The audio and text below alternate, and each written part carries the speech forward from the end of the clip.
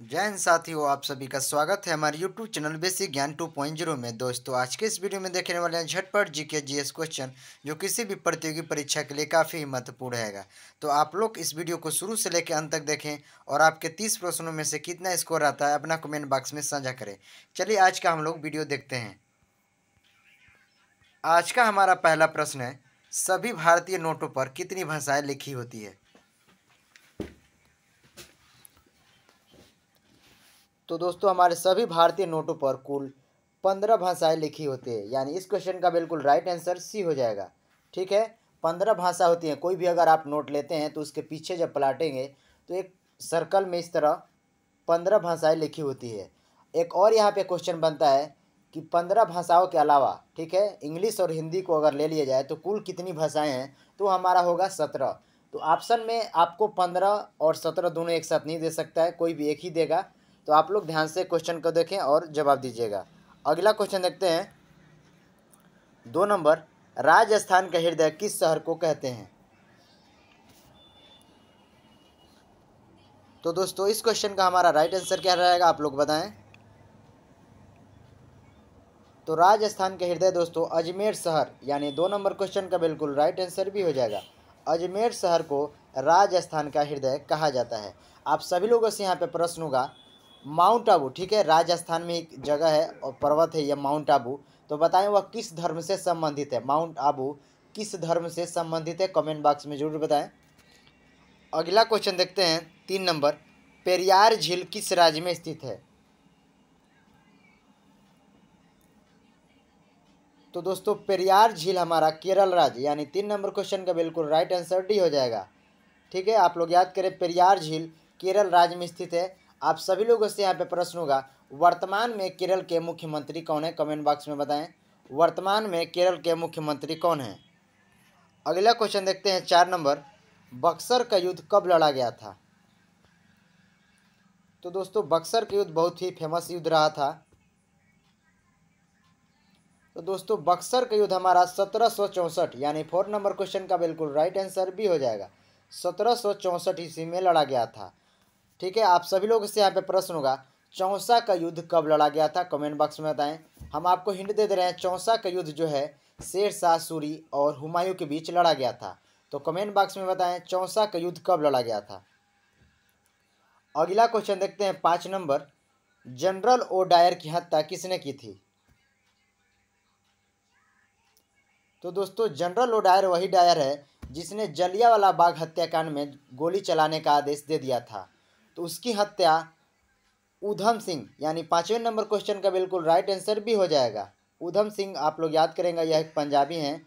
कब किया था? तो 1940 में। सोचिए, 21 वर्ष बाद। जलियांवाला बाग हत्याकांड कब हुआ है? तो 1919 में। और ये 1940 में इंग्लैंड में जाकर, ठीक है, इंग्लैंड में एक सभा हो रही थी, मीटिंग हो रही थी, वहाँ पर जाकर जनरल ओडायर को डायरेक्ट गोली मार दिया। ठीक है, तो आप लोग याद करें, जनरल ओडायर यह एक पंजाबी थी। जब यह घटना घटी थी तो सारे लोग, कोई कुएं में कूद जा रहा था, किसी को गोली मार दिया जा रहा था। तो ये सारा वारदात जो घटना था, यह एक छोटा सा बच्चा देखा हुआ था।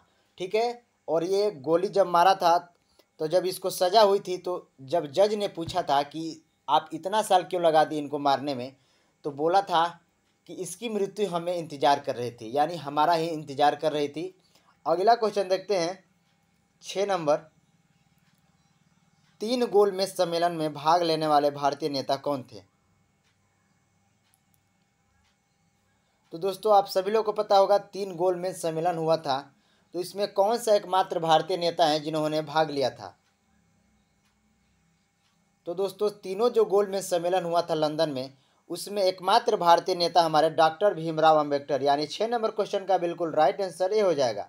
ठीक है, तीनों गोलमेज सम्मेलन में डॉक्टर भीमराव अंबेडकर ने भाग लिया था, अछूते के रूप में इन्हें बुलाया गया था। ठीक है, दूसरा गोलमेज सम्मेलन हुआ था, एकमात्र उसमें गांधी जी ने भाग लिया था। ठीक है, आप लोग याद करें, गांधी जी ने, अगर पूछा जाएगा क्वेश्चन में किस सम्मेलन में भाग लिया था, तो हम लोग ट्रिक करेंगे दूसरा सम्मेलन।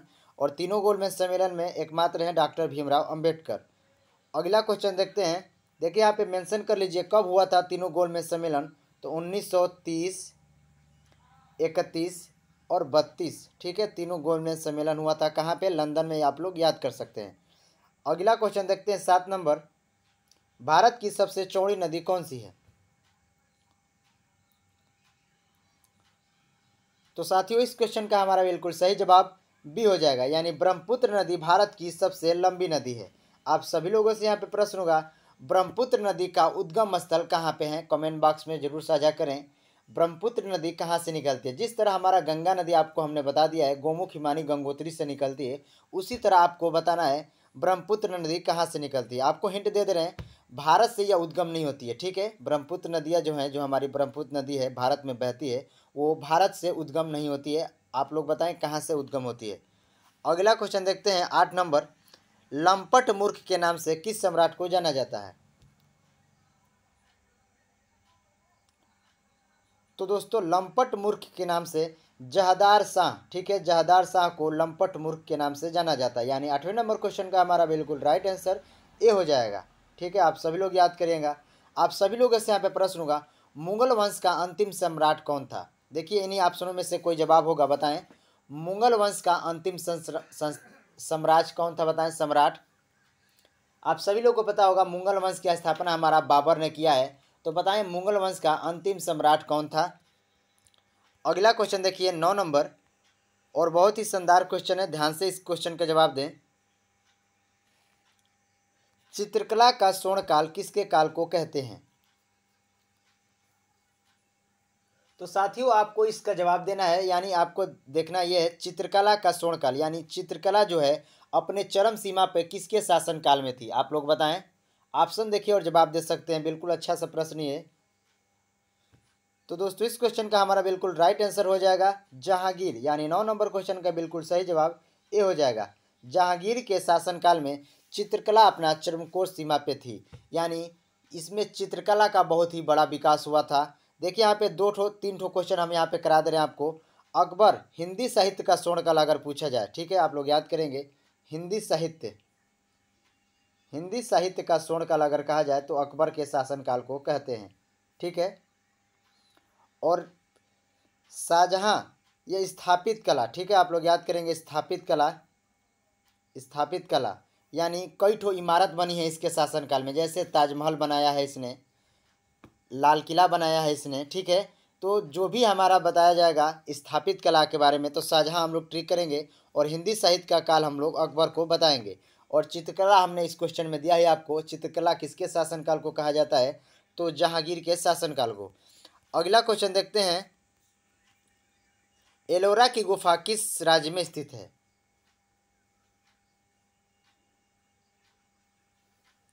तो दोस्तों एलोरा को गुफा हमारा महाराष्ट्र, यानी 10 नंबर क्वेश्चन का बिल्कुल राइट आंसर भी हो जाएगा। एलोरा की गुफाएं महाराष्ट्र में स्थित है। अगला क्वेश्चन देखते हैं 11 नंबर, अमित्र घात के नाम से किस शासक को जाना जाता है? तो साथियों अमित्र घात के नाम से बिंदुसार को जाना जाता है, यानी 11 नंबर क्वेश्चन का बिल्कुल राइट आंसर बी हो जाएगा, ठीक है। अमित्र घात के नाम से बिंदुसार को जाना जाता है। आप सब लोग याद करें इस क्वेश्चन को। अगला क्वेश्चन देखते हैं 12 नंबर, जैन धर्म के संस्थापक किसे माना जाता है?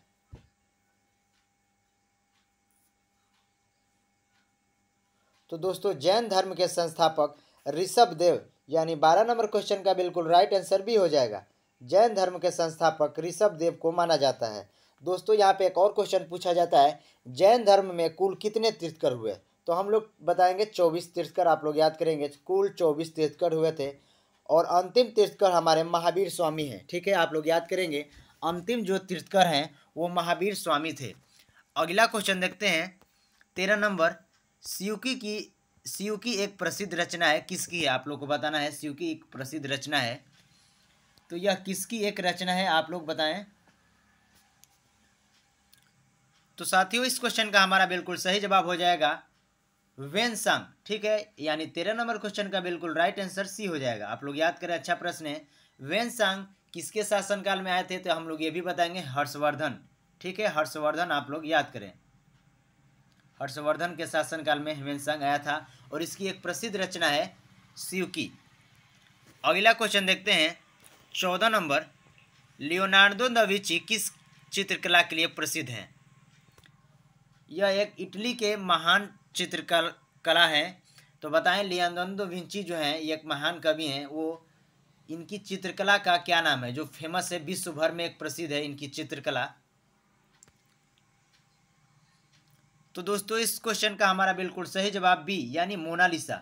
मोनालिसा जो है यह चित्रकला है, ठीक है। आप लोग हीरोइन मत इसे समझिएगा, यह एक चित्रकला है जिसको बनाया है लियोनार्डो दा विंची, ठीक है। अगर आपसे भारत का चित्रकला महान चित्रकार पूछा जाए कौन है, तो राज रवि वर्मा। आप लोग याद करेंगे राज रवि वर्मा का एक प्रसिद्ध चित्रकला है शकुंतला, ठीक है, आप लोग याद कर सकते हैं।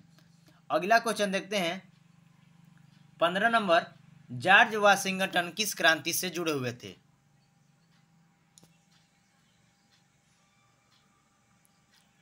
तो साथियों जो हमारे जॉर्ज वाशिंगटन है वो अमेरिका की क्रांति से जुड़े हुए हैं।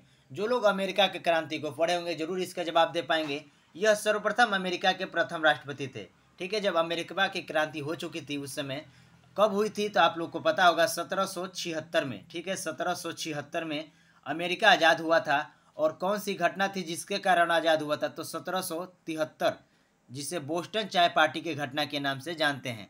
तो अमेरिका को स्वतंत्रता दिलाने का मुख्य योगदान किसका रहा है? जॉर्ज वाशिंगटन, और ये अमेरिका के पहले राष्ट्रपति बने थे।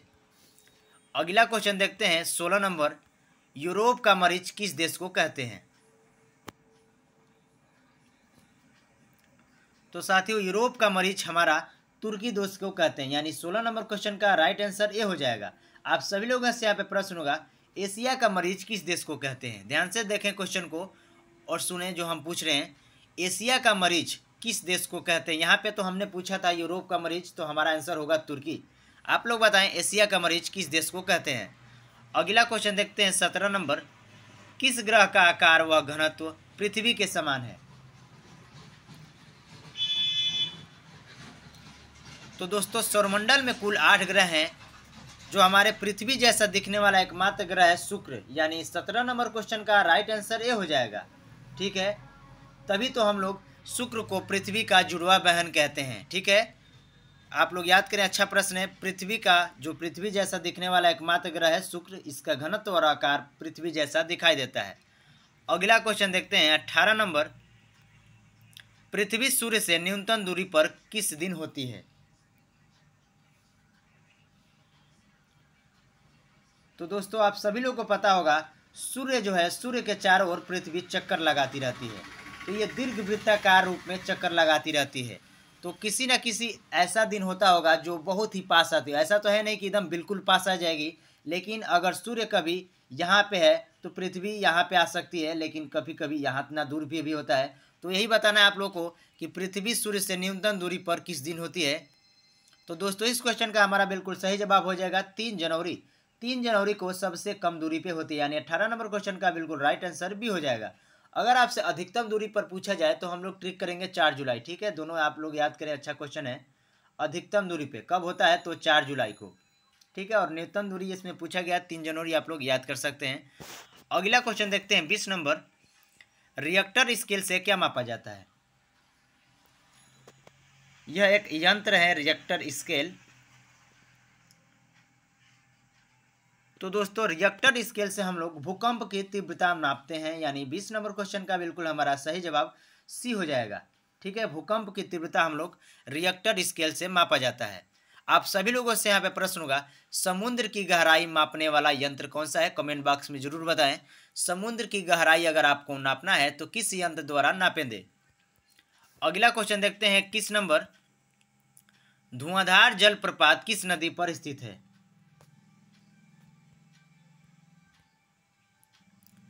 तो दोस्तों धुआंधार जो जलप्रपात है वह नर्मदा नदी पर स्थित है, यानी किस नंबर क्वेश्चन का बिल्कुल राइट आंसर बी हो जाएगा, ठीक है। आप लोग याद करें, अच्छा प्रश्न है।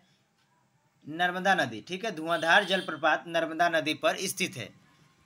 अगला क्वेश्चन देखते हैं 22 नंबर, पन्ना की खान भारत में किस धातु के लिए मशहूर है?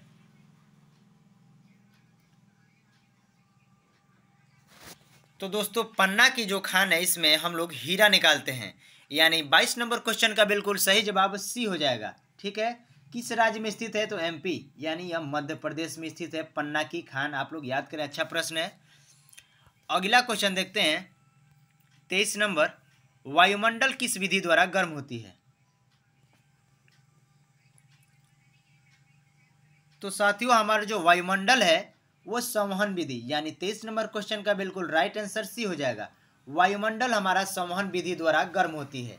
उष्मा के संचरण के 3 है, ठीक है, उष्मा संचरण की 3 विधियां होती है, विकिरण, चालन और संवहन। ठीक है, संवहन जो होता है द्रव और गैस में होता है।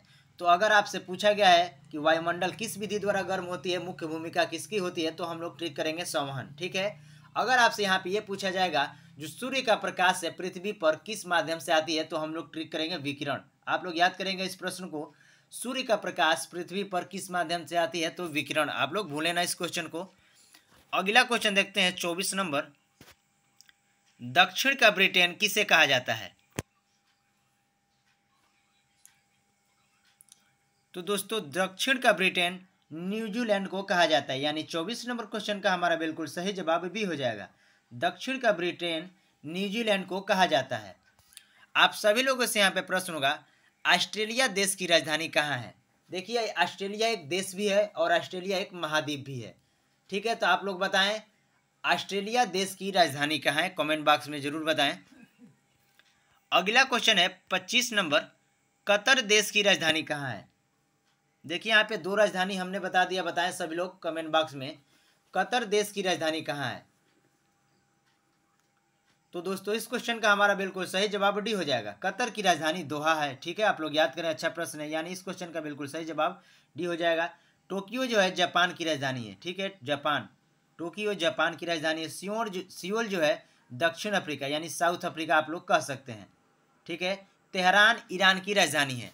अगला क्वेश्चन देखते हैं 26 नंबर। माना दर्रा किस राज्य में स्थित है? तो दोस्तों माना दर्रा जो है वो उत्तराखंड, यानी 26 नंबर क्वेश्चन का बिल्कुल सही जवाब डी हो जाएगा। ठीक है, माना दर्रा उत्तराखंड में स्थित है। अगला क्वेश्चन देखते हैं 27 नंबर। एकमात्र नदी जो पहाड़ से निकलती है लेकिन समुद्र में नहीं मिलती है। तो दोस्तों वैसे तो सारी नदियां जो भी हैं पहाड़ से ही निकलती हैं और वह जाकर समुद्र में मिल जाती हैं। ठीक है, लेकिन एकमात्र एक ऐसी नदी है भारत में जो पहाड़ से तो निकलती है लेकिन वो समुद्र में नहीं मिलती है, यानी वो बीच में ही लुप्त हो जाती है। तो दोस्तों इस क्वेश्चन का हमारा बिल्कुल सही जवाब हो जाएगा लूनी। लूनी एकमात्र नदी है जो समुद्र में नहीं मिलती है, यानी इस क्वेश्चन का बिल्कुल ये सही जवाब होगा। आप लोग याद करें, अच्छा प्रश्न है। 28 नंबर क्वेश्चन देखिए, नाबार्ड बैंक की स्थापना किस वर्ष हुई थी? नाबार्ड बैंक, यह कृषि के लिए एक बैंक है, कृषि में लोन देने के लिए बैंक का कार्य करती है यह। तो बताएं नाबार्ड बैंक इसकी स्थापना कब हुई है? तो दोस्तों इस क्वेश्चन का हमारा बिल्कुल सही जवाब भी हो जाएगा 12 जुलाई 1982। आप लोग याद कर सकते हैं 12 जुलाई 1982 की स्थापना हुई थी। कभी कभी ये भी पूछ लिया जाता है डायरेक्ट नाबार्ड क्या है। ठीक है, तो हम लोग ट्रिक करेंगे, नाबार्ड एक प्रकार की बैंक है। अगला क्वेश्चन देखते हैं 28 नंबर। भारत में जीएसटी किस वर्ष लागू हुई थी? बहुत ही शानदार क्वेश्चन है, आप लोग बताएं।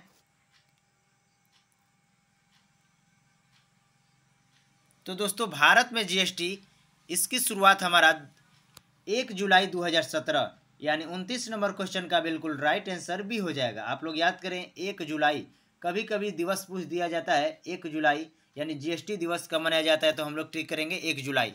कब हुआ है इसकी स्थापना? तो 2017 में। आप सभी लोगों से यहाँ पे प्रश्न होगा जीएसटी का फुल फॉर्म क्या होता है, कमेंट बॉक्स में जरूर साझा करें जीएसटी का फुल फॉर्म। अगला क्वेश्चन है हमारा, नागरिकता का प्रावधान किस भाग में वर्णित है? तो दोस्तों सबसे बड़ा हमारा संविधान ही बड़ा है, पूरा देश में अगर देखा जाए सबसे बड़ी पुस्तक कौन सी है, तो संविधान। ठीक है, यह सभी धर्मों से ऊपर है संविधान हमारा। तो नागरिकता का प्रावधान, अगर आप लोग पढ़े होंगे संविधान को जरूर बता पाएंगे इस क्वेश्चन का राइट आंसर क्या रहेगा। तो दोस्तों अगर आपको नागरिकता के बारे में पढ़ना है तो संविधान के भाग 2 में पढ़ना पड़ेगा, यानी इस क्वेश्चन का हमारा बिल्कुल सही जवाब सी हो जाएगा। भाग 2 में किस अनुच्छेद से? तो 5 से 11 तक नागरिकता के बारे में बताया गया है।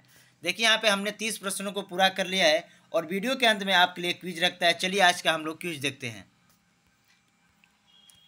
आज का हमारा क्विज है, भारतीय कृषि किस पर निर्भर करती है? ध्यान से क्वेश्चन को देखें और इसका जवाब दें। जो हमारा भारतीय कृषि है मुख्य रूप से आपको बताना है। वैसे तो आप लोग को दिख रहा होगा कि इन सब पे ही लागू होता होगा, लेकिन मुख्य रूप से हमारा जो भारतीय कृषि है किस पर लागू होता है यानी किस पर निर्भर करती है, आप लोग कमेंट बॉक्स में जरूर साझा करें। आज का वीडियो कैसा लगा कमेंट बॉक्स में जरूर बताएं। धन्यवाद।